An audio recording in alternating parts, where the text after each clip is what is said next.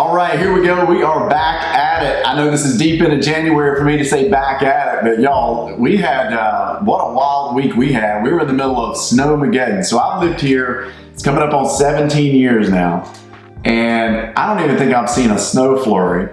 And at my house on the west end of 30A, we got a little over 5 inches of snow last Tuesday night into Wednesday. And when I tell you it shut our beach town down, we were shut down. School was out for the entire week. Most businesses were closed, title companies, banks, like you could barely go out to eat for a couple of days around here. So we got a lot of bridges and things like that were freezing over, so understandable. But you know what? We embraced it. We got out and enjoyed it. But because of that, it was a very interesting week. I mean, I didn't get showing phone calls during the snow. More of you calling to check in and send text saying, how's the snow? Did you get any? Stuff like that. So I love that. Appreciate everybody that reached out. But what an amazing time to be down here. I've got some pictures that I'll likely never see again at my house. But we got out in it. So I know all you northern folks are laughing at us, shutting down everything, but we don't know what to do. So we had to do the best we can. But we got some numbers to talk about, and I'm super excited. I feel like the year's now kicking off. I was gone for a week, and then snow happened, and we got a lot of energy. We got a lot of momentum right now, so big week ahead for us, and I'll tell you more about that in a second. And I'm going to end this with a really interesting stat, and it's going to be kind of a push for you this year and where I see our industry going, and I'm going to get on the soapbox for a second. So hang around to the end, because I've got something I want to kind of get off my chest and kind of let you know a lot about why I do this channel and a lot about the feeling out there in our world post-COVID. All right, so let's get into it. New listings, 46. All right, that feels pretty normal. You know, that if throughout 2024, that would be our average, right? Would you say? We peaked at some spots, we came down to some spots, but in the 40s, that's pretty much right on par. So I'm not surprised by that at all. Maybe a little bit earlier than I thought, getting into January, but I'm not surprised at all. Those are average numbers for us. Pending properties, 24. Okay, that's probably the first time in a while that we're a little bit, you know, we're right above that 50%, right? That's all we can ask for. But we've been on a really, really big tear. But keep in mind, that's pending properties in the middle of Snowmageddon, right? So I'm impressed by that. I'm impressed that we got that 50% ratio in the middle of Snowmageddon. So that's encouraging for me, because I can tell you there weren't a lot of phone calls going around. So to put something under contract in the middle of the snow is pretty impressive, all right? Closed properties, 10. I am not paying attention to that this week. I'm not sure you could have gotten to a title company to close if you wanted to down here. I didn't see a mailman for a couple of days getting those parcels out. So closings we're going to ignore because a lot of business was shut down. So I think that next week we could see a pin-up slam of closings that got delayed a week due to the snow, just for transportation reasons and things like that. All right, so new listings normal, pendings above the ratio, we're happy with it, but encouraged because it was in the middle of snow. Closings, couldn't get in an office, that's where we are. Let's look at price changes. 82. Here we go, right? Now, if you've been with me for any amount of time, you know that we talk about those price changings, and they've been skewed a little bit because agents, rather than just putting it under price changes, they've been taking it down off the market and putting it on as a new property under new listings. I'm guilty of it. But that skewed the new listings category, but it also diminished the price changes category. Well, not anymore. Everybody's getting back into it. So what this signifies to me is we see a little activity out there post Snowmageddon. Like, I'm getting calls this week, we're getting showing calls, and the people are being active going into spring. They're having those conversations. Everybody's kind of coming back into it. I'll tell you what agents are doing. They're kind of coming out of that lull of the holidays. They're getting on the phone going, we need to do something. So what you're seeing is that New Year rush of like, hey, what do we need to do? Let's make a game plan and let's get this out there. Let's get it priced accordingly. I can tell you, we did that on one of our properties and we got some instant success on it. We had known for a while we needed to adjust slightly, but we had a showing right before Snowmageddon, a couple of good calls. We got another showing this week, and we had not had anything for several weeks, all right? So that's good. Everybody's kind of waking up. I'm interested to see what that does. Let's see if that trend continues next week. 82 is a high number. Go back to any week that we did last year. 82 is an extremely strong number. It just means that the market is waking up and trying to make moves to get things going. All right? So I'm most interested in seeing how that new listing category stays, maintains, or goes up. My prediction, I think it's going to stay steady. And I think we're going to see an uptick in pendings. And I think we're going to start eating away at the inventory a little bit.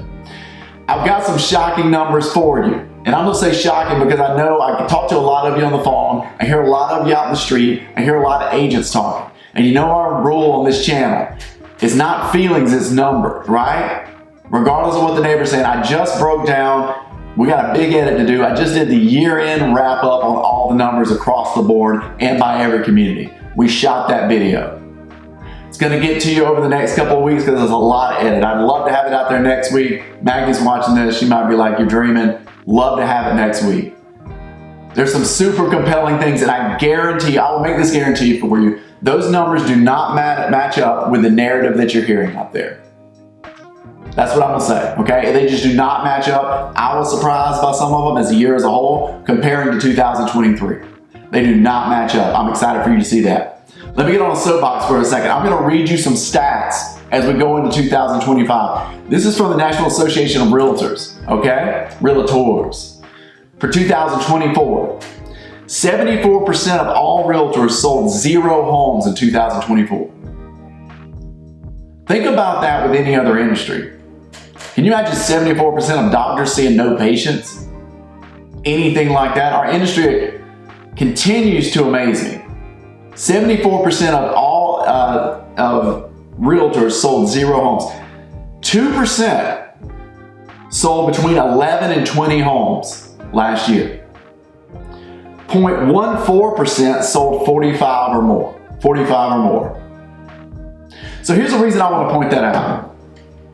We're coming out of COVID time when a lot of people are being a real estate agent has always had a very low entry barrier. The test really isn't that much to it. Okay? So a lot of people run into it. During COVID time, I was meeting new people all the time, which I encourage. I love new people getting into the business. I've been doing it 16 years. It has made a life that I couldn't have imagined. But what I'm saying is we have a lot of passive people in the industry. Okay? And so when you see the amount of agents and you look at online and it gets cloudy, here's what I want to encourage you. One thing it tells me too is, I'm going to say this for agents. Let me take it for agents. If you've got an agent, this sounds weird coming from another agent. If you've got an agent that you've worked with that's been successful, that is still out there selling and is still successful, don't leave that agent.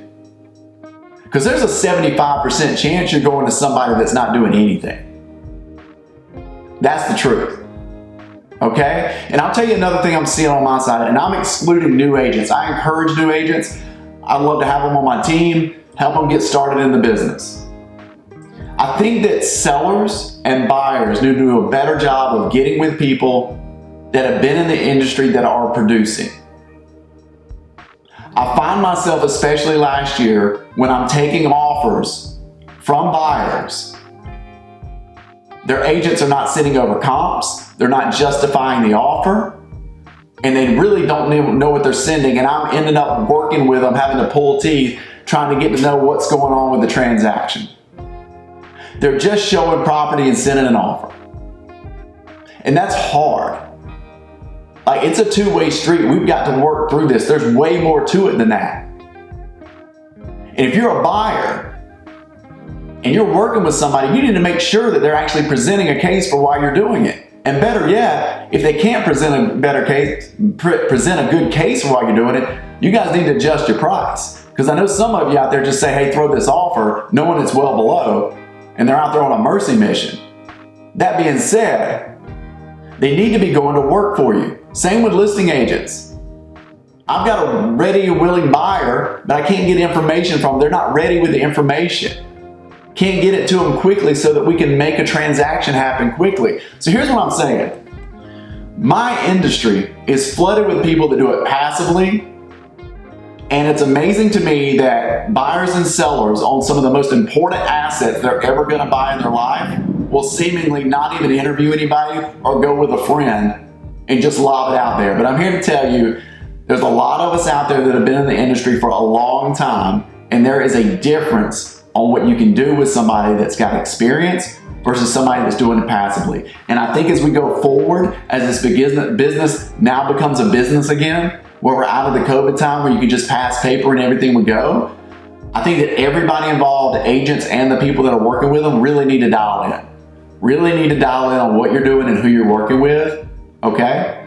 And that's my soapbox. So if I'm defending agents, don't be passing up on your agent if they're doing a good job. But also, if you can feel you're not getting anything on your end, it might be time to look, okay? And I'm not talking about getting you showings, and I'm not talking about that. There's some market conditions.